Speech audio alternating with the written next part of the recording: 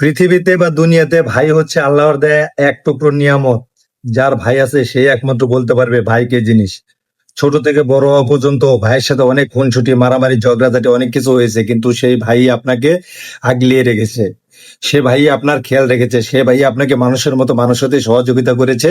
সে ভাই আপনাকে পথ বলে দিয়েছে, এই পথে যাও, এই পথে যেও না, এই পথে গেলে ক্ষতি, এই পথে গেলে তোমার উপকার। এটাই হলো ভাইয়ের দায়িত্ব।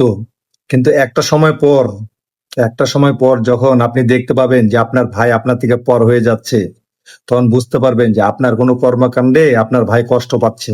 তাই হয়তোবা ভাই আপনার থেকে দূরে সরে যাচ্ছে। এর জন্য দুনিয়াতে যতদিন বেঁচে থাকবেন, স্বার্থ ছাড়া ভাইকে ভালোবাসা দিবেন, স্বার্থ ছাড়া ভাইয়ের সাথে মিশবেন। দেখবেন বাবার পরে যদি দুনিয়াতে কেউ আপনাকে খেয়াল রাখে, যত্ন করে, আদর করে, ভালোবাসে, সে হলো আপনার ভাই। যার ভাই আছে সে মেনশন করবেন এবং কমেন্ট করে জানিয়ে যাবেন। আসলে প্রত্যেকটা ভাই এক একটা বাবার দায়িত্ব পালন করে থাকে। এটাই বাস্তব আর এটাই সত্য, জটিল সমীকরণ।